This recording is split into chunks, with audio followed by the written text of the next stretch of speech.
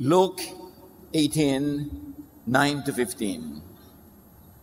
Sinabi rin ni Jesus ang talinghagang ito sa mga taong matuwid ang tingin sa sarili at hinahamak naman ang iba. May dalawang lalaking pumasok sa templo upang manalangin. Ang isa ay Pariseo at ang isa ay maniningil ng buwis. Tumayo ang Pariseo at nanalangin ng ganito: O Diyos, nagpapasalamat ako sa iyo sapagkat hindi ako katulad ng iba na mga magnanakaw, mandaraya, mangangalunya o kaya'y katulad ng maniningil ng buwis na ito. Samantala, ang maniningil ng buwis na may nakatayo sa malayo at di man lang makatingin sa langit. Dinadagukan niya ang kanyang dibdib at sinasabi, O Diyos, mahabag po kayo sa akin na isang makasalanan. Sinasabi ko sa inyo, patuloy ni Jesus, ang lalaking ito'y umuwing matuwid sa harapan ng Diyos at hindi ang Pariseo. Sapagkat ang sino mang nagmamataas ay ibababa at ang nagpapakababa ay itataas. Jesus and Judges. Dalawang uri ng mananampalataya, sumasamba, nananalangin, ang isa na bless, ang isa hindi. Salamat Panginoon sa mga malilinaw ninyong pagtuturo at ngayon lalo nyo pa pong pakalinawin at pagliwanagin sa aming isip ang kahulugan ng ikinuwentong ito ng inyong anak na si Jesus. Makuha namin ang aral, maipamuhay. Dalangin namin ang lahat ng ito, asking you, Father, to be our preacher, our teacher, in the name of Jesus, your Son, our Lord, our Savior. Luke 18:9 and 10, isa-isahin natin ang kanina ating binasa ng tuloy-tuluyan. Jesus told a story to some people who thought they were better than others and who looked down on everyone else. Two men went into the temple to pray. One was a Pharisee and the other a tax collector. So immediately we are confronted with a choice. Sino tayo sa dalawang taong tinutukoy ni Jesus? Mahilig siyang magbigay ng ganyang pagpapadali ng choice. Two ways, two men, two sons, ngayon, two worshipers. Piliin natin agad kung sino tayo sa dalawa para masundan natin kung ano ang pupuntahan pala ng ating pagsamba. Luke 18:11, the Pharisee stood over by himself and prayed, God, I thank you that I am not greedy, dishonest, and unfaithful in marriage like other people. So para na niyang sinabi, hello myself, good morning myself. Nagpapasalamat po ako at ako hindi tulad ng iba dyan. Maraming mga kasalanan. 11 and 12, and I am really glad that I am not like that tax collector over there. In fact, I go without eating for 2 days a week, and I give you 1/10 of all I earn. So pinakapuri-puri ng Pariseo na ito ang kanyang sarili. Sabi niya, sa katotohanan, tuwang-tuwa ako, hindi ako katulad doon. Yung nagdadasal lang sa bandaron. Kilala ko yan. Maming ganon. Hindi ako katulad niya. 2 beses, 1 linggo ako kumag-ayuno, at buong-buo ako magbigay ng tithe. In other words, sinasabi niya, buti pa ako kaysa doon sa lalaking yon, dadasal-dasal pa daw dyan. Luke 18:13, the tax collector stood off at a distance and did not think he was good enough even to look up toward heaven. He was so sorry for what he had done that he pounded his chest and prayed, God, have pity on me. I am such a sinner. So yung tinutukoy naman niya na tax collector ni hindi makalapit doon sa dambana, malayo lang siya nasa isang sulok, thinking that he is not worthy. Ni hindi nga siya makatunghay sa langit, nakayuko lamang. At yung dibdib niya talagang kanyang dinadaguk-dagukan, pounding on his chest, sorry for his sin, humihingi ng tawad. Luke 18:14, then Jesus said, when the two men went home, it was the tax collector and not the Pharisee who was pleasing to God. So isang lalaking relihiyoso, malinis ang buhay sa tingin ng madla. Isang lalaking obviously sa tingin nila ay sobrang makasalanan, pero siya ang umuwi nagbigay ng kaluguran sa Diyos at tumanggap ng pagpapala. Dahil hindi siya mayabang, inaamin niya ang kanyang pagkukulang at hindi niya kinukumpara ang kanyang sarili at hindi siya nagja-judge ng iba. Jesus is always on a mission to change perceptions. Marami mga kaisipan, kaugalian na nakatanim na sa utak ng mga Israelita tungkol sa kung anong tama, anong banal, anong marumi. Pero ang daming pinalitan ni Jesus sa ganong mga pananaw. At sa kwentong ito ni Jesus, the sinner who judges himself, not others, is the one who pleases God. Meanwhile, the righteous one but judges others is the one who does not please God. So agad, mamili na tayo. Kanya-kanya tayong pagtingin sa sarili. Walang mag-judge sa kapwa, sarili lang. Sino tayo agad sa dalawang ito? Tayo ba yung nagsasabing, Lord, hindi po ako worthy talaga. Nandito lang ako dahil mabait kayo, dahil pinapatawad niyo ako. Salamat po. Pero hindi talaga ako worthy. Pero namang, mabuti pa ako sa iba dyan. Iba dyan, makasalanan. Dapat parusahan, dapat paluin ng Diyos, etc., etc. So, righteous na nga siya according to the law, pero hindi pa rin siya pleasing to God. Paano na kung sinner na, tapos self-righteous pa, at judgmental pa? Hindi doble-doble ang negative na mapapansin at matatanggap niya mula sa kalangitan. Luke 18:14, if you put yourself above others, you will be put down. But if you humble yourself, you will be honored. Napakasimple naman eh. Pero bakit sakit pa rin ng maraming relihiyoso na hindi pa sila sapat na maging banal, kailangan pang usigin nila yung mga hindi banal? And obviously, that is not what Jesus wants. So sa buhay natin mga kapatid, hindi natin nine-neglect yung kabanalan, kalinisan, lahat ng yan. Be as moral, as clean and righteous as you want, as you can. But be a morality police to yourself only, not to others. Ang uriratin mo lang ay ang sarili mong buhay, ang bulat-latin mo lang ay ang sarili mong kasalanan, ang manmanan mo lang ay iyong sarili. Do not spy on others. Walang ganong assignment sa atin ng Diyos. Do not judge or condemn others. Merong direct teachings na huwag gagawin yon. And do not stone or hurt or punish others, even if you think that they are sinners. We should be conscious of this. This is one of the central teachings of Jesus na very hardly observed in so-called Christian churches. For instance, the woman caught in sin was saved by Jesus from being stoned by the people. Jesus does not command or ask or teach us to stone one another. Ang turo niya is for us to love one another nang walang patakaran, walang judgment, walang rejection. Jesus does not love sin, of course. Sabi niya sa babae, sin no more. But He did not allow the people to judge or to stone her. Judging others creates a very unfriendly, hostile, a very stressful, unloving environment. Especially in a spiritual community, in a church, in a fellowship. Sama-sama kayong tumatanda sa isang fellowship, sa isang church. Kayo-kayo ang nakikita-kita sa mga libing, kasalan, lamayan, baptism, dedication, pagdalaw sa mga patay, pakisama sa mga kasiyahan ng kapwa. Masisira ang lahat ng yan pag ang mga tao ay nagsasakitan, nagmamanmanan, at nag-uusigan. Kasi ang nasasaktang damdamin, bihira naman makalimot. So pag lagi nangyayari yan, pang-ibabaw na lang ang fellowship. Hindi na pang puso, hindi na pang loob. Judging others pushes people underground into hiding, into hypocrisy. Pagkaalam ng mga tao na sila ay uhusgahan, sila ay ititiwalag, sila ay pag-uusapan, tinatago nila ang kanilang mga sugat.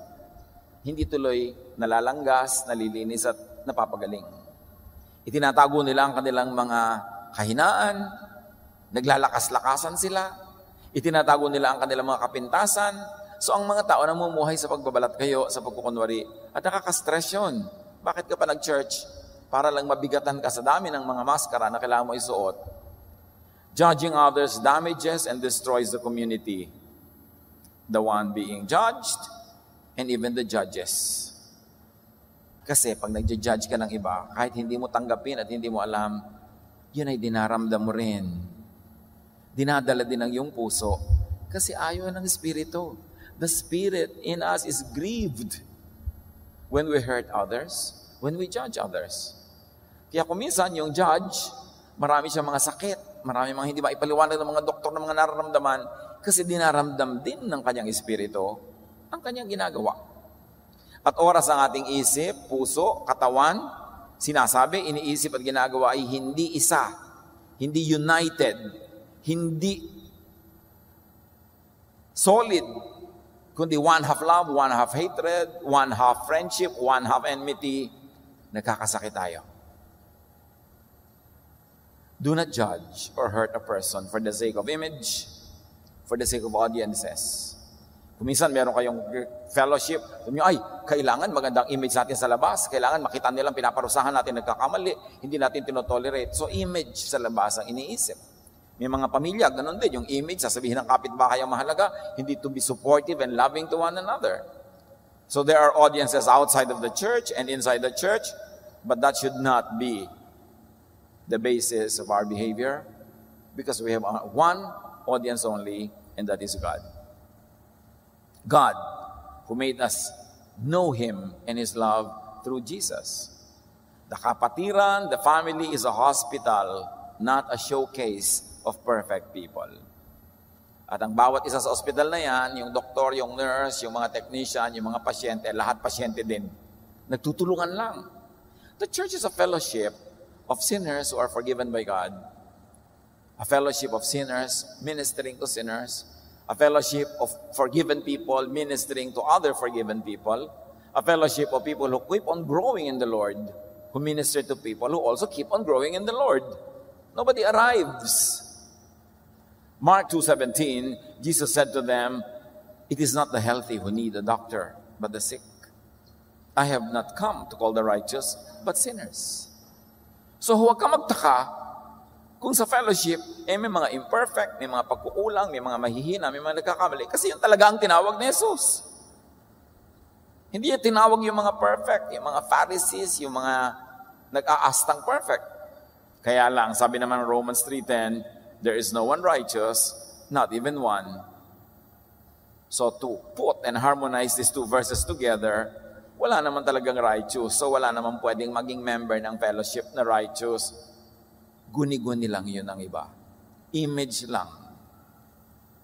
At yung mga mukhang righteous lang sila sa pinipili nilang pamantayan. Halimbawa, righteous sila kasi wala silang kinocommit na adultery. Okay, so sa department na yun, righteous sila. Pero yung pride, labi silang mataas na pride. Judgmentalism, kasalanan din yun eh. Magkakaiba lang ng korte ng kasalanan. Kasi biniba, ako, hindi ako nangangalo niya. Hindi ako pumapatol sa asawa na may asawa. Oo, pero judgmental ka ba, sister? Oo lang. Yun lang, sabi niya. Di, ganun din yun. Pareho lang kayo. Magkaiba lang ng korte at kulay yung kasalanan nyo. So, pinipili mo kuminsan yung sin. Galit na galit ka sa isang sin. But most of the time, pag sinuri nyo mga kapatid, at sa mga counseling, lalabas yan, yung galit na galit sa isang sin, actually, galit siya sa sinner. Na kumakit ng sin na yon, kaya galit na galit siya doon sa particular issue na yon kasi meron siyang hugot. Yung sinasabing love the sinner, hate the sin, napaka-imposibleng gawin yan. There's a very thin line that divides the sinner and the sin. And it's very easy to damage the sinner when you want to attack the sin itself. Kaya yan ay pinawi ni Jesus. Sabi pa nga niya, huwag niyong bunutin yung damo na kasama ng mga halaman na tanim. Kasi sa ilalim ng lupa, buhol-buhol ang ugat niyan. Hindi niyo pwedeng bunutin yung damo na hindi niyo rin mabubunot yung halaman na tunay na tanim. So in other words, sabi niya, hayaan niyo lang sila, huwag niyo galawin. Kasi merong madadamage.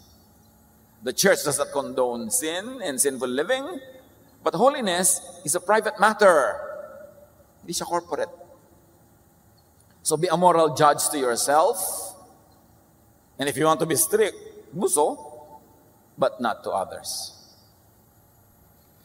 Matthew 7, 1-5, Jesus says, don't condemn others, and God won't condemn you. God will be as hard on you as you are on others. He will treat you exactly as you treat them. So sabi niya, alam niyo, kung gusto niyong maluwag sa inyo ang Diyos, maluwag ka rin dapat sa iba. Kung napakasungit at higpit mo sa iba, ganun din ang Diyos sa iyo. Kung di ka nagpapatawad, di ka rin papatawarin ng Diyos. Kung gusto mo magtiwala, magpahiya, gaganunin ka rin ng Diyos. How hard is it to understand this? That the measure we give to our brother and sister is the measure we will get from God. Sabi pa ni Jesus sa verse 3, you can see the speck in your friend's eye, but you don't notice the log in your own eye. How can you say, my friend, let me take the speck out of your eye, when you don't see the log in your own eye? Sa bitaw ng salita na ito ni Jesus, sinasabi niya, ang lahat ng nagsasabing, tatanggalin ko ang munting puwing sa iyong mata, paano mo gagawin yun ang laki-laki ng puwing mo? Ang ibig niya sabihin, oras na iniisip mong dapat ka magtanggal ng puwing ng iba, bulag ka lang, kaya mo naiisip yon. Bulag ka sa sarili mong mga puwing na mas malaki pa kaysa sa puwing ng iba. Pag gusto mo magtuwid, magparusa sa mga nagkakasala, bulag ka lang sa sarili mong kasalanan. Kasi kung hindi ka bulag, kung mulat ang iyong mata, hindi ka magtatangka, maglalakas ng loob na magtanggal ng kasalanan ng iba. Ang uunahin mo ang iyong sarili. At mahihiya ka sa iyong sarili pag nalaman mo at natanggap mo ang iyong mga kasalanan, tas heto ka, linis ka ng linis ng buhay ng may buhay. Sabi ni Jesus sa verse 5, you are nothing but show-offs. Puro lang kayo pakitang tao, pagpapa-impress. First, take the log out of your own eye, then you can see how to take the speck out of your friend's eye. In so many words, Jesus is saying, mind your own moral business. Walang kontra si Jesus sa taong gustong linisin ang buhay niya. Pero hindi mo business na linisin ang buhay ng iba. Unahin ang sarili, pag ubus na ang iyong mga dumi, tsaka maglinis ng iba. Pagtanggal na ang takip ng iyong sariling mata, tsaka magtanggal sa iba. Dahil lahat naman, may mga malalaking puwing, makakarating pa kaya tayo sa point that we're already qualified to take the speck out of other people's eyes because there is no more speck in our own eye. Be moral, yes. Be holy, if you like, and if you can. Be perfect as much as you can, but keep it to yourself.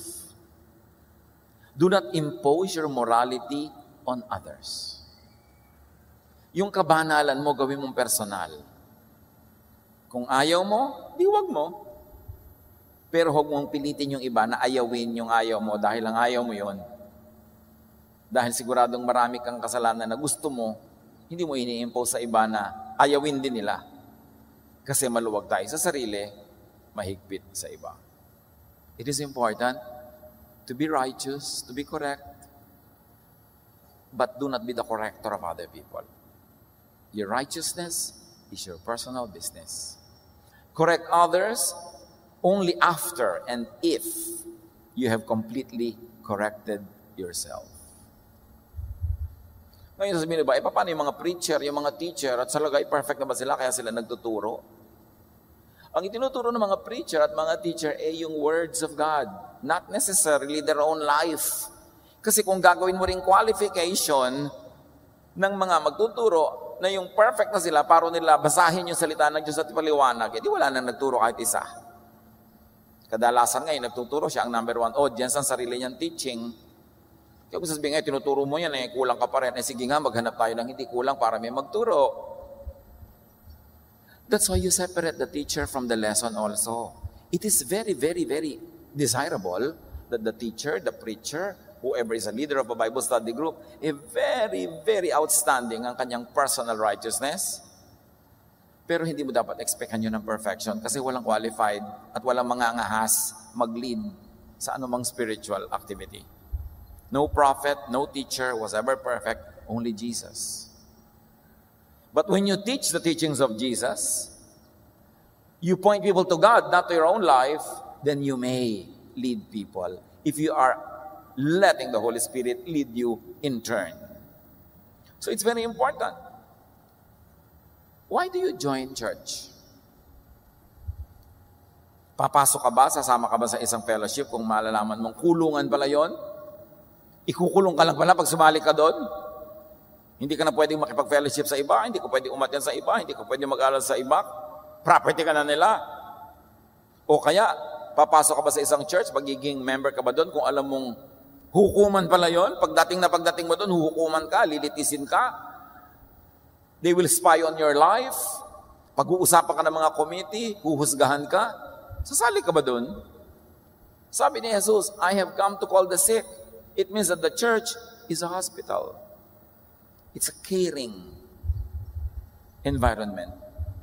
Sumasali ka sa church para makasama mo yung kapwa mo kulang, nagkakaintindihan kayo, at sa inyong pagsasama-sama, pinagpapala kayo ng Panginoon.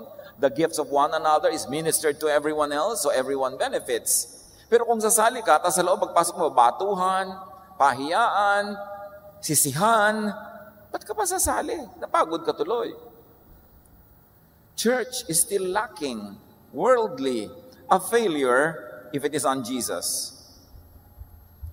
When people spy and police on each other, compare their godliness with that of others, condemn and punish and hurt people that they label as sinners, and when they live in a climate of fear and imposed guilt, kulang na kulang pa ang church pag ganon. Ang kailangan ng tao sa buhay na ito na malupit, buhay na maraming suliranin, buhay na maraming kabiguan, ang kailangan natin ay silungan, kanlungan. Kung saan pwede tayong magpagaling ng mga sugat, kung saan pwede tayong magpalakas sa mga kahinaan, kung saan tayo pwede magpalakasan sa isa't isa, bagamat may kanya-kanya pa rin kahinaan. This is the community of Jesus. And when we begin realizing that, we become kinder, more accepting, not only of others, but also accepting of ourselves. Then we begin to relax. We begin to rest, which is the primary teaching of Jesus. Sabi niya, come to me, and I'll give you rest. I'll give you peace. So be righteous, yes, but not self-righteous. And remember that the meaning of the word righteous, especially in the Greek New Testament, the original language, does not mean moral uprightness. Righteousness in the New Testament means kabutihan, kabaitan sa kapwa. Yun ang tunay na righteous. Pero yung kumpletong-kumpleto ka sa mga religious duties, religious attendance, religious donations, tapos sinuhusgahan mo yung kapwa, kinakawawa mo, di ka mabait sa kanya, unrighteous ka pa rin. Kaya yung kinwento ni Jesus went home without being blessed. Kahit na-fulfill niya lahat yung religious requirements, kasi hindi siya mabait. Hindi siya mabuti sa kapwa. Kaya yung sinasabi ni Jesus sa gagantimpalaan, yung mga dumalaw sa may sakit, nagdamit sa hubad, nagpakain sa gutom, nagpainom sa uhaw, dumalaw sa mga bilanggo na tinatawag nilang latak ng lipunan, tinatawag nilang mga masasama, makasalanan, etc. Yung pagdalaw doon, gusto yun ng Diyos. Yun ang righteousness. Hindi mo ipinagpipilitan ng mga religious laws and religious regulations na dapat mong masunod. Kung anong kinain mo, anong haba ng iyong buhok, anong damit mo. Hindi yun ang righteousness kay Jesus. Kabaitan, kabutihan sa kapwa. And when we are not judgmental, tayo yung unang-unang napapahinga. Tayo unang nakikinabang dahil hindi mo pinasayang ang oras mo sa pakikialam sa buhay ng may buhay, pakikipag-usap sa buhay ng may buhay, at magalit ka sa kung sino-sinong tao dahil makasalanan sila. Nakakapagod yon. So you are the number one beneficiary when you don't judge people. Kayang-kaya ng Diyos mag-judge pag gusto niya, hindi niya kailangan ng assistance. Kayang-kaya ng Diyos na magparusa kung iibigin niya, hindi niya kailangan ng berdugo. Marami kasi mga Christians, lalo may position sa church, parang berdugo, parang sila dapat ang tagapagparusa sa pangalan ng Diyos. Walang inutusan ng Diyos ng ganon. Kung may nanguusig, ang pang-uusig ay gawa ni Satanas. He is the accuser, not Jesus. So when we accuse people, true or not, When we accuse people, we are becoming instruments of the devil. Because the ministry of Jesus is to justify, to cleanse, to sanctify, to purify, and bring people to the Father. Kaya si Paul, disappointed na disappointed sa mga taga-Corinthians. Ang tagal-tagal ng mananampalataya, grade 1 pa lang ang utak. Hindi niya maturuan ang mahihirap na mga doktrina. Tulad dito, pinag-aaralan natin ngayon, yung iibigin mo kahit nagkukulang, hindi mo usigin. Mahirap na doktrina yun kasi ang ating tendency, gusto nating manakit ng nagkakasala. Gusto nating magparusa ng makasalanan. So mahirap magpakabait. Sabi ni Paul, 1 Corinthians 3, 1-3, brothers and sisters, I could not address you as people who live by the Spirit, but as people who are still worldly, mere infants in Christ, and read, immature in Jesusness. Yung worldliness na tinutukoy dito, hindi yung, maraming mga pagnanakaw, maraming mga kalonya. No. Worldly is infants in Christ. Childlike, immature in Jesusness. Kulang na kulang pa ng isip ni Jesus na umiiral sa kanilang puso. Verse 2, sabi ni Paul, I gave you milk, not solid food, for you were not yet ready for it. Indeed, you are still not ready. Sa atin ngayon, sa tabi nyo, kung minsan may nagugutom, anong malas, dudukot-dukotin yung bag, maglalabas ng biscuit. Diba? Magugulat ba kayo kung itong si tita, paglabas, tsupon, tapos, sisip-sip siya ng gatas. So, ang tanda-tanda nyo na tita, yan pa rin. Ito lang kasing kayang tunawin ko. Yun yung sinasabing childlike or childish. Ang tagal-tagal na ng mga ibang Kristiyano, pag tinuturuan mo ng be loving, be accepting, na-offend. Hindi mo maturuan tuloy ng mga mas malalalim pa kasi yun pala nga na-empatyo na, hindi na matunawan. Kaya sabi ni Paul, you are still worldly. Worldly pa kayo pag ganyan ang inyong mentality. Kaya baby pa rin kasi asal baby.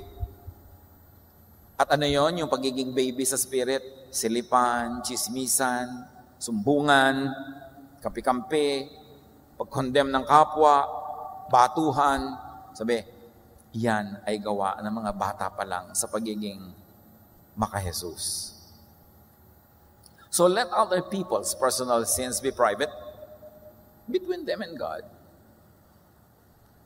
Kayang-kaya ng Diyos malaman ang ginagawa ng bawat isa. Hindi na natin kailangan mag-report. Kayang-kaya ng Diyos na i-bless. Kayang-kaya ng Diyos na i-withhold ng blessing. At sabi ng Diyos, I will bless whom I like to bless. Yan ay kanyang choice. Romans 14:12, so then, each of us will give an account of ourselves to God. Nakita niyo yung Pharisee, sabi niya, buti pa ako, yung iba dyan, nangangalo niya, yung iba nagnanakaw, yung iba ang sinisilip niya.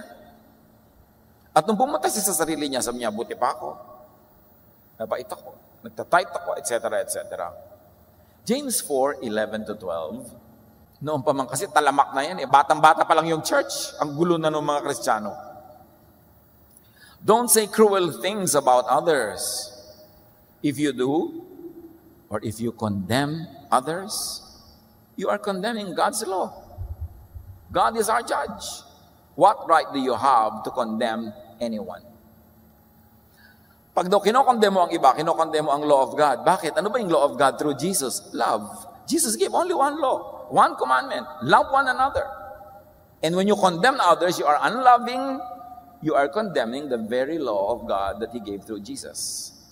You are going against the law. So lawbreaker ka pagka hindi ka loving. Ang nakatanim kasi sa utak natin lahat, yung mga law ni Moses, mga don't eat this, don't do that. Akala natin, pag sinusunod natin yun, okay na tayo. At may right na tayong i-condemn yung iba na hindi sumusunod doon. Pero may iba ng law, bagong commandment. Sabi niya, love one another. You are truly my disciples if you love one another. At sinasabi pa, if you really love, you will lay down your life for your brother. Life pa ang hiningi. Ang hinihingi na lang nga dito, mas magaan. Huwag mo lang siya i-condemn. Pag nagko-condemn ka ng kapwa, akala mo banal ka, no, you go home without being blessed by God. Paano po yung mga tao? May mga kasalanan sila. Let the convincing about personal sin be done by the Spirit, not by you, not by the mob. Unless the person himself or herself goes to you and says, may problema ako, ano maipapayo mo sa akin? Meron akong mga ganitong gulo sa buhay ko, paano kung mapapayuhan? Then, you may dispense of your wisdom or godliness, but without being asked, what right do you have to condemn others? So, let it be done by the Spirit, not by the traditional religious concepts of morality. Kasi by the traditional concepts of morality, no one will pass. Iba-iba lang ang ating mga pagkukulang, pero lahat meron. John 16:8-10. This is very interesting. Jesus said this, "The Spirit will come and show the people of this world the truth about sin." Ibig sabihin, hindi pa alam ng mga tao, lalo nung kanyang panahon, yung truth about sin. So their concept of sin is not what it is. Sabi niya, the Spirit will teach the world the truth about sin and God's justice and judgment. The Spirit will show them that they are wrong about sin because they didn't have faith in me. So yung palang nagbabatuhan, nagkukondema na yon, kaya pinipigil at inaawat ni Jesus, wrong ang concept nila about sin. Nambabato sila para sa mga maling iniisip nilang kasalanan na ikinaka-open ng Diyos. Mali ang kanilang method, mali ang kanilang paraan. So they were wrong about what sin is and what sin is not. Why? Because of their little faith in Jesus. Because Jesus paid for all sin. So para singilin mo pa yung kapwa mo, double jeopardy na yan. Tawag niya sa batas. Doble singil. Binayaran na niya. At sabi niya sa verse 10, they are wrong about God's justice. Akala nila ang God's justice ay ipahiya mo ang nagkakasala, parusahan mo ang nagkakasala, itiwalag mo. So, ganoon, God's justice is this. Lahat ng bayad sa kasalanan, binayaran na ni Jesus. Bayad na. Hindi na iintindihan ng mga tao kung ano ibig sabihin na maging manampalataya ni Jesus. So they are wrong in thinking about what God's justice is. They are wrong in thinking about how to administer God's justice. And they are wrong about acting as administrators of God's justice. Stoning others. Yun ang nangyayari kahit sa first century church. Kaya sila Paul, sila James, yung mga teacher, ang dami din kinokorek na ganun. Dahil maraming umiiral na ganun. At sa lagay, dasal na sila ng dasal, ang relihiyoso na ng mga Israelita pero hindi pa pala nila alam, at mamali pala ang alam nila about sin and God's justice and judgment. Kaya sila ganun kalupit sa kapwa. Knowing all that and appreciating all that, sino ngayon na maglalakas loob na ang bilis-bilis mag-judge na mambato sa kapwa? Mas napakalaki ng chance na mali ka pala. Kung magkakamali tayo mga kapatid, err on the side of being loving and kind and accommodating, kasi hindi ka naman siguro papagalitan ng Diyos kung napakalabing mo. Pero kung napakalupit mo, yun, papagalitan ka. Paano kung gagawin ko, nalilito ako, how to deal with this person? Kung nalilito ka, lalo't kung nalilito ka, maging loving ka na lang. Because God is love. Kung meron mang maging sobra yung pagmamahal mo, di Diyos na lang magtatama. Eh kung kulang, mas mahirap na pagtatama ang gagawin niya. Sabi ni Jesus, people have wrong ideas about sin, judgment, and justice. So ingat-ingat tayo dyan whenever we deal with sin, judgment, and justice. Because sabi ni Jesus, people are wrong about it. People mishandle, maltreat sinners, fellow sinners, and even themselves. Marami ng mga tao, hindi lang iba ang biktima nila, pati sarili. Kasi wala rin silang ginawa, kundi i-condemn ang sarili nila. Samantalang sila nga'y minahal na ng Diyos through Jesus. Nilinis, hinugasan, tinanggap, pero sarili mo pa rin ang lagi mong pinagmumukhang idumi-dumi, lagi mong kinokondem at lagi mong pinupuwera sa blessing. Samantalang ang ganda-ganda na ng gusto ng Panginoon mangyari sa iyo, that you will have peace, that you will have rest, and that you will be full of love. Kaya ang bottom line lang, simple mga kapatid, mag-ingat sa pag-usga sa kapwa at sa sarili. Many teachings on dealing with sinners, especially policing, judging, rebuking, and punishing, do not come from Jesus, but from other persons, from Jesus religious traditions. At kahit ang first century Christianity, maraming un-Jesus traditions. Dahil bago pa lang siya, hindi pa nila naiintindihan masyado yung faith. Ang dami nilang carry over of their Jewish background, carry over of their legalism. Kaya lagi kinokorek ni Paul, sabi niya, even if I speak in the tongues of men and of angels but have not love, I gain nothing. Even if I delivered my body to be burned but have not love, I gain nothing. Sabi ko noon, kahit paanong galing ko, pag hindi ako labing, baliwala ako. Paulit-ulit sila sa pagtuturo niya. That's why it is all important to use the Jesus filter in all religious teaching. Na lahat ng katuruan, lahat ng mga policies, regulations, salain kay Jesus. Pag hindi loving ang application, ilagay na lang sa library, reference point. Gawin mo reference sa sarili mo.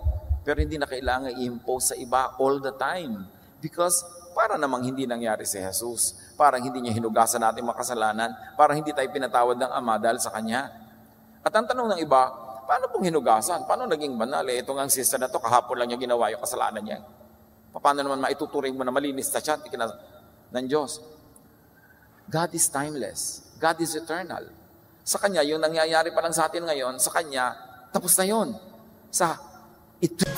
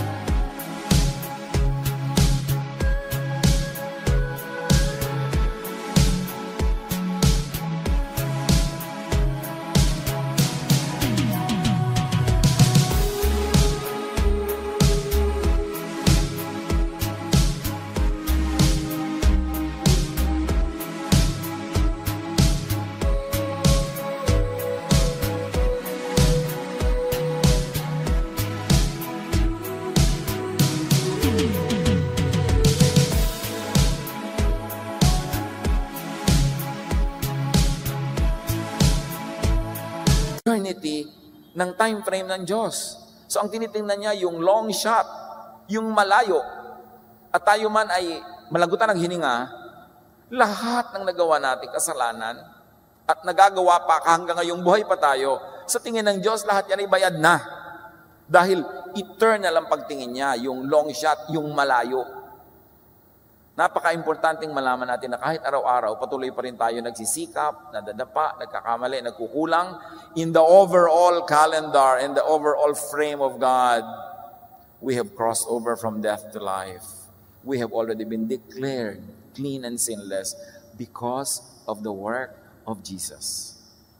At pag ang lagi mong i-focus yung kasalanan mo, kasalanan ng iba, at lagi na lang yun ang topic, lagi na lang yun ang dahilan para tayo maging malupit sa isa't isa, you ignore the work of Jesus. Mysteriously, many Jesus believers could be very uncomfortable with Jesus being the supreme and only standard. Gusto nila paghalu-haluin pa rin, at kung may choice, pipiliin pa rin nila yung magparusa, maging malupit, baliwala si Jesus. Many religious people would reject Jesus as the only standard. Kaya, nagdadalawang loob sila. John 16, 1-9, sabi ni Jesus, I am telling you this to keep you from being afraid. Sino ay magiging afraid? Mga new believers niya na magbabago ng isip at pananaw tungkol sa law, tungkol sa punishment. Sabi niya, you will be chased out of the Jewish meeting places. Dahil sa inyong bagong pananaw na ibinibigay ko sa inyo, pagmamahal sa kapwa, pagpapatawad, pag-ibig, itataboy kayo ng inyong mga religious places. At kung pwede kayong ihulog sa bangin, tulad ng gusto nang gawin kay Jesus, gagawin nila. And the time will come, sabi ni Jesus, when people will kill you and they think they are doing God a favor. Dahil nananalig kayo at pinapairal nyo ang Jesusness, yung mga mahilig sa legalism, mga Pharisees, they will even want to kill you because they think that is what will please God. That's why I'm telling you, you don't know God, you don't know God's justice, you don't know anything about how God handles sin. Verse 3, they will do these things because they don't know either the Father or me. They know only Moses, they only their traditions, only their religious systems. I am saying this to you now, so that when the time comes, you will remember what I have said. Binigay na ni Jesus ang warning. When you subscribe to the teaching that the Father wants me to give you, the teachings of forgiveness, of kindness, and of love, many people will not understand you. They will even hate you, and they will consider you the sinner. And when they persecute you, they think that they're doing God a favor. Kaya sabi ni Jesus, they don't know God. They don't know me. Verse 8, the Spirit will come and show the people of this world the truth about sin and God's justice and judgment. The Spirit will show them that they are wrong about sin because they didn't have faith in me. Because if you have faith in Christ, in Jesus, you will believe that His blood cleanses us from all sin. Past, present, future. That the concept is when you enter the church, the family of God, your issue is now to love one another, to make life better, nicer, kinder, to enjoy the life that God gives you. Sabi niya, I came that you might have life and have it to the full. Come to me and I'll give you rest. Yun ang agenda. Hindi na yung laging batuhan pa rin ang batuhan, sukatan ng sukatan, because everybody will fail and it's going to be miserable and stressful. There is no rest there. Kaya sabi ni Jesus, they don't know me. They don't know the Father. And these people will insist on continuously hurting you because they think that's what pleases God. Faith in Jesus corrects all notions about sin and about how to deal with sin and sinners.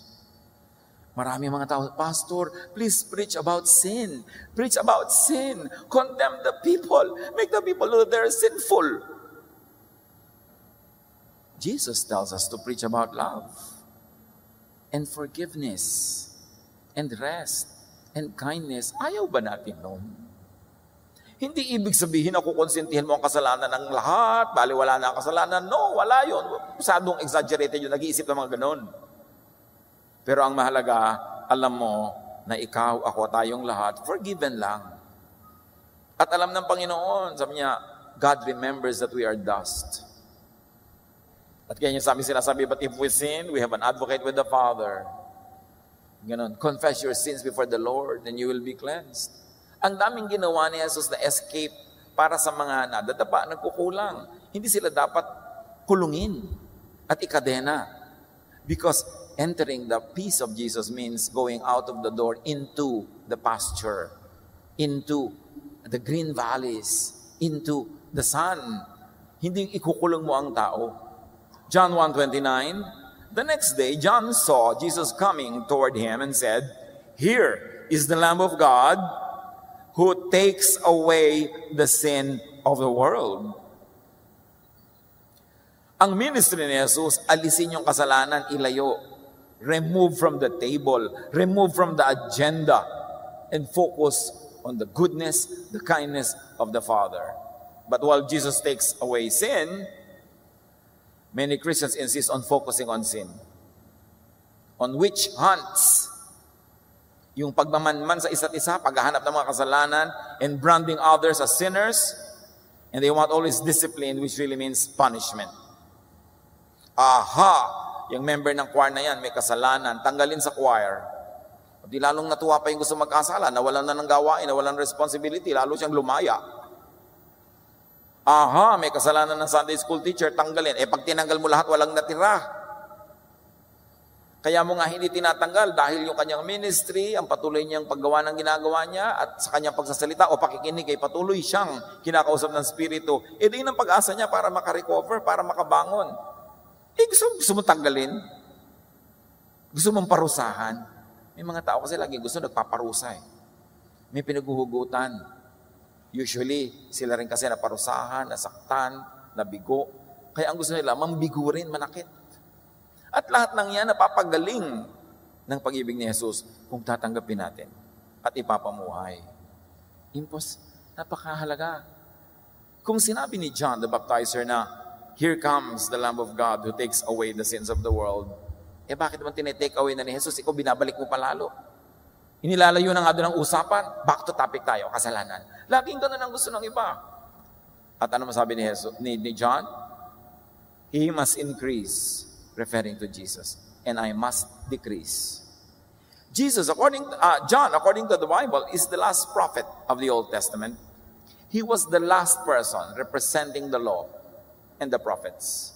Pagdating sa kanya, bumuelo na, kumambyo na ang lahat. It was the age of the Spirit, the age of love, the age of Jesus. Kaya sabi niya, Jesus must increase, love must increase, forgiveness must increase, acceptance must increase, and I must decrease. I and the system I represent, the Old Testament, the law, the Pharisees, all the legalism, Jesus must increase, and all this must decrease.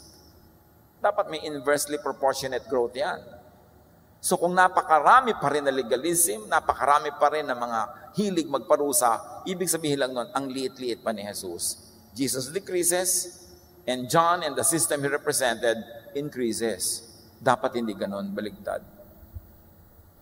Psalm 103 verse 12, how far has the Lord taken our sins from us? Farther than the distance from east to west. Ganon inilayo ng Ama yung kasalanan, yung concept of sin, the issue of sin, the punishment of sin. Inalayo niya kung gaano kalayo ang silangan sa kanluran. Napakalayo nun. Tapos ikaw wala ka uungkat-ungkatin, kundi laging yun, inilalapit mo lagi. Baligtad. Romans 6:10, when Christ died, He died for sin once and for all. Yan ang sinasabi nating eternal. That the value of the washing and cleansing of the blood of Jesus is good for yesterday, today, and tomorrow, and forever. Because the value of Jesus is greater than all lives that lived, are living, and will still be born. Because Jesus was there from the beginning until the end. He is the Alpha and the Omega, the beginning and the end. What He did for you and me is already a finished issue. Although on daily life, parang hindi pa. Kasi naka-close up sa atin yung daily time. Hours, minutes. But when you look at it from afar, from eternity, the forgiveness for sins, salvation of sinners from their sin and the punishment is already a done deal. We have already been moved from death to life. And that cannot be appreciated until we really realize na iba na ang panahon. Ang panahon ni Jesus, the age of the Spirit. In fact, nung nag-i-speak in tongues yung mga disciples sa Acts chapter 2, sa Feast of Pentecost, sabi ni Peter, ito na, naganap na yung sinabi ng propetang Joel. These are the last days, meaning the last days of the old dispensation, the last days of the law, the last days of that very difficult religiosity, and a new time has begun. 1 John 1:6-7, if we say we share in life with God and keep on living in the dark, and let's hold it there. Akala ng marami, yung living in the dark na yun, yung kung sinasabi natin na nasa Diyos na tayo, tapos patuloy pa rin ang ating pagkakadapa, pagkakasala, pag-break sa law. Akala nila yun ang living in the dark. But the original words will allow us to read darkness as in hiding, living in hypocrisy because of fear. Ganon. Kung sinasabi natin na tayo nasa Panginoon na, pero nagtatago pa rin tayo dahil tayo natatakot, nagiging hypocrite pa rin tayo, dahil sa takot natin mahusgahan ng iba, sa takot natin na tayo ay mabrand a sinner, we are lying and are not living by the truth. But if we live in the light as God does, and here living in the light doesn't mean living in a perfectly moral situation, but in an open acceptance of self and others. That's how you live in the light. Okay, isa lang ang kilay ko, tabingi pa, but I live in the light, I don't hide it. That's what it means to live in the light. Okay, may mga pagkakasala ako, may pagkukulang ko, itong mga anak ko na ito, o sige, iba-iba ang naging ama, pero ito kami ang lahat at hindi ko itinatago yung katotohanan na yun dahil yan ang Pasko. That's what it means to live in the light. Napatuloy ako nagkukulang, nagkakamali, pero hindi ko tatakpan, hindi ko naman ipagmamalaki, hindi ko ipagyayabang, pero hindi rin ako magpe-pretend. That's what it means to live in the light. And in the true Christian fellowship, that must be the atmosphere because there is non-judgment. People don't punish one another. People don't stone each other. People come out in the light, showing their true selves, living their real lives, and helping one another to continue to improve, to become more and more like Jesus. But when you have to hide your true self because the church will condemn you, sumali ka lang sa hypocrite society.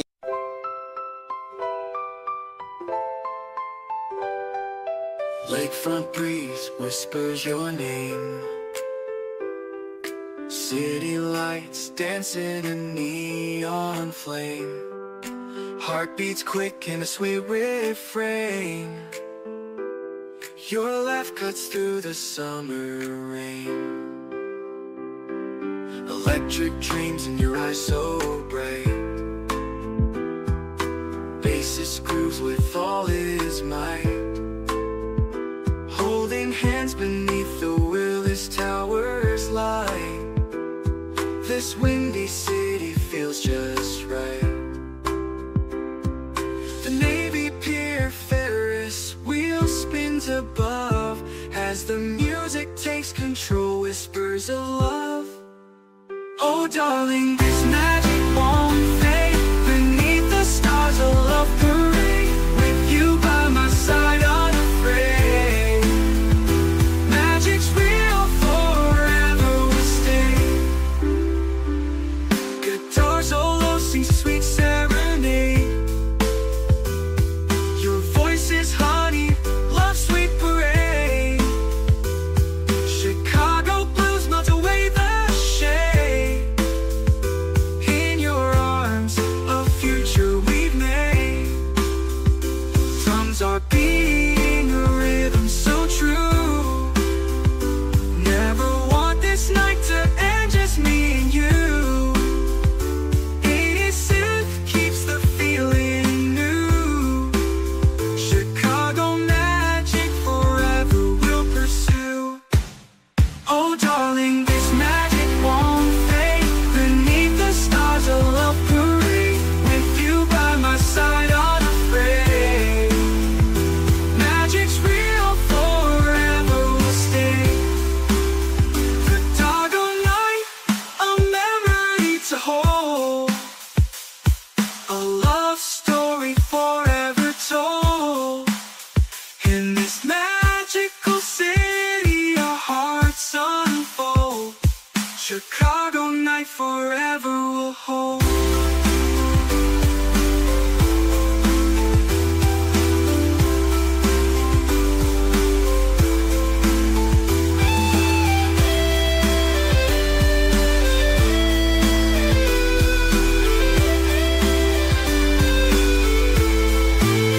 Oh darling, this magic won't fade. Beneath the stars a love parade. With you by my side unafraid. Magic's real, forever will stay. Chicago night forever will hold.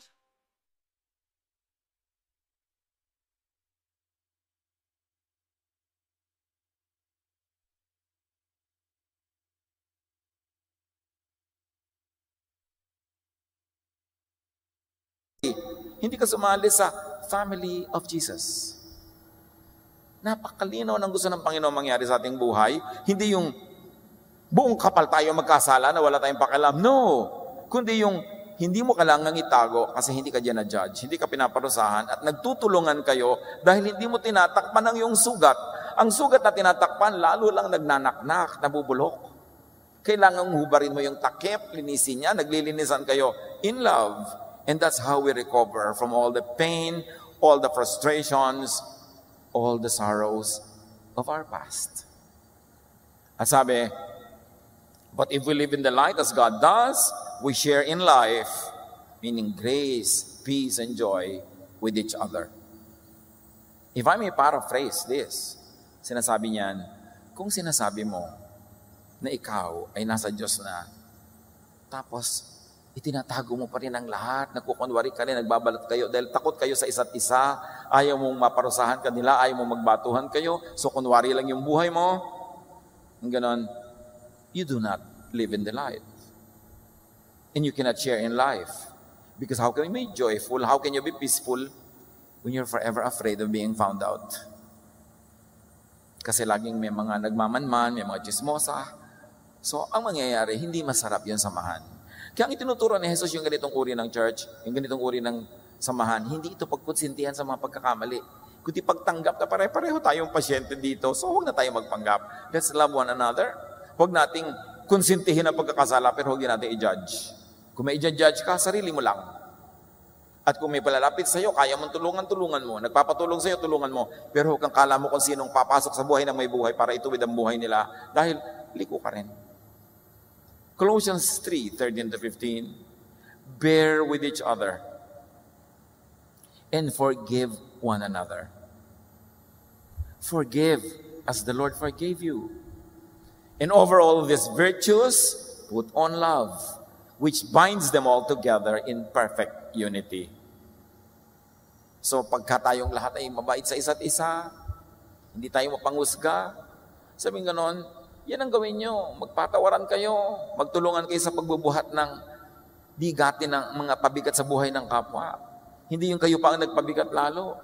Magpatawaran kayo, mag-ibigan kayo, yan ang magiging foundation ng inyong unity, ng inyong pagiging family. Diyan pa lang kayo makaka-relax.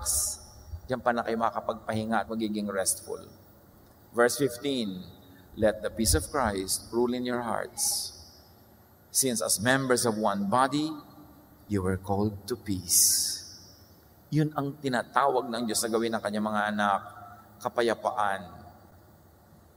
Founded on acceptance and love and forgiveness, not on self-righteousness and judgment and throwing stones.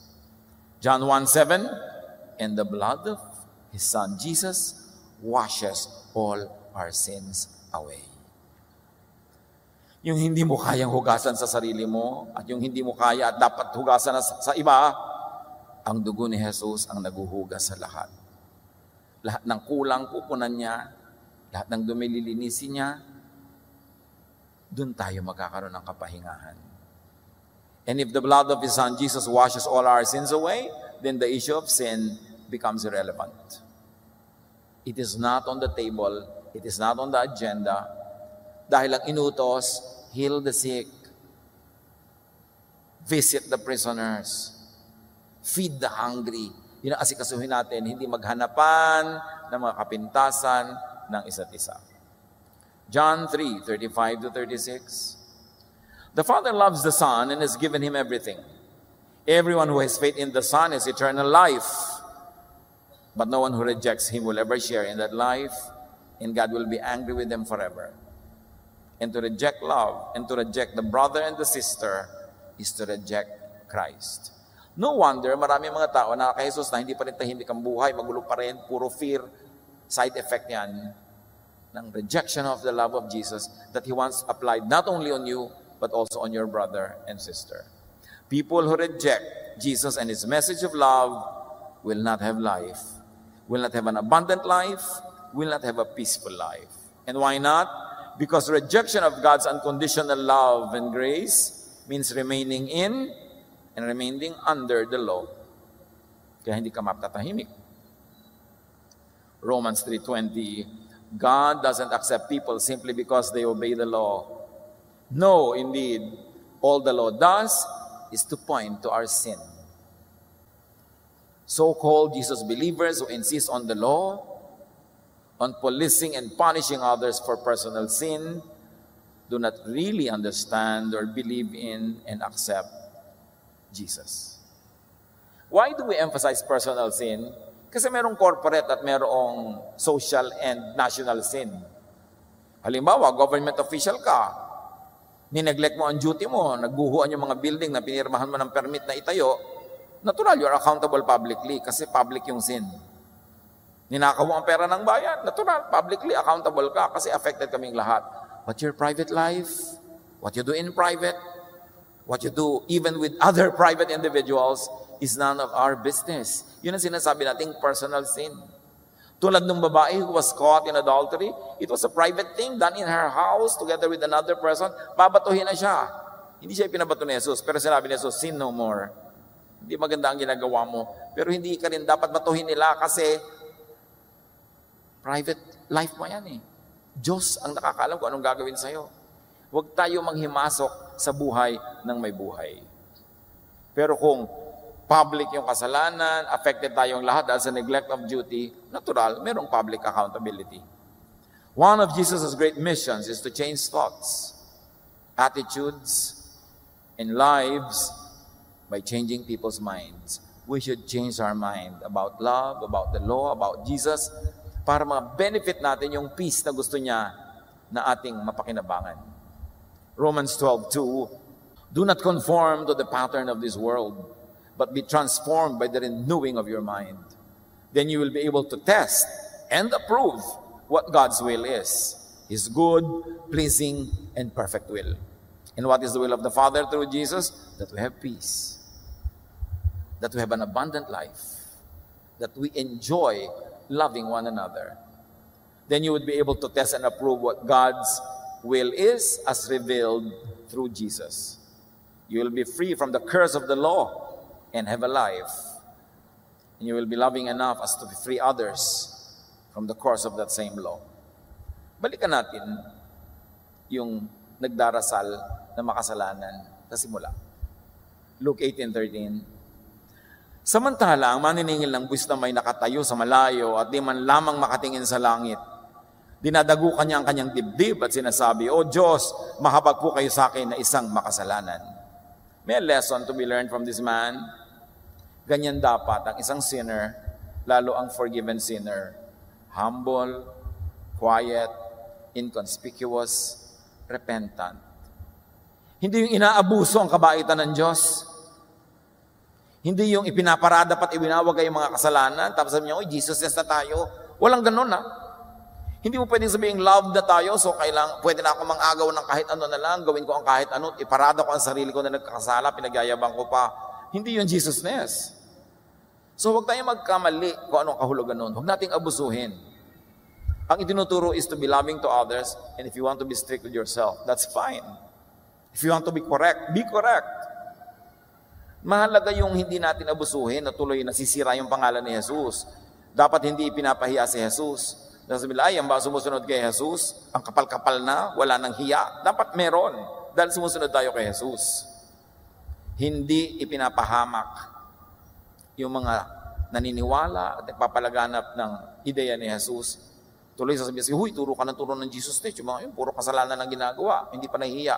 Hindi yun ang Jesus-ness. We are loving. And love means, mahal mo ang iyong kapwa. So hindi mo siya aagawan ng kanya. Kung minamahal mo itong taong ito, pero may asawa siya, ay mahalin mo rin yung asawa niya, maawa ka sa asawa niya, huwag mo agawin. Yan ang Jesus-ness. Hindi yung, oy, Jesus-ness na ngayon, aagawin ko na kahit sino kasi love, love ko naman siya. Wrong application. Loving dapat ang lahat, loving sa lahat. At ang ating gagawin, a very simple rule of thumb. Kung magkakamali tayo, err on the side of loving the other person, loving the oppressed, loving the poor. Katulad nun, kung nangaagaw ka ng asawa na may asawa, kawawa naman yung asawa niya. So mahalin mo rin yun at magtiis ka na lang kasi hindi mo naman asawa to. Edi manahimik ka dyan sa buhay mo hanggang bigyan ka ng Panginoon ang para sa'yo talaga. Pero hindi license ang Jesus-ness to do wrong. It is power to love and to love everyone. Lord, salamat po dahil kayo loving. Patuloy niyo pong ipabatid sa amin ang sikreto ng tahimik at payapang buhay, yung huwag manghusga ng kapwa, tanggapin ang mga dapat tanggapin tulad ng tinatanggap niyo kami, and to continue to grow in Jesus-ness, to continue to improve. Pero kung ano man ang kalagayan namin ngayon, nasa amang level kami ng improvement, matutunan namin appreciatein ito at tanggapin ang isa't isa. Pagbulay-bulayan natin sumandali ang personal na kahulugan nito sa ating mga pribadong buhay.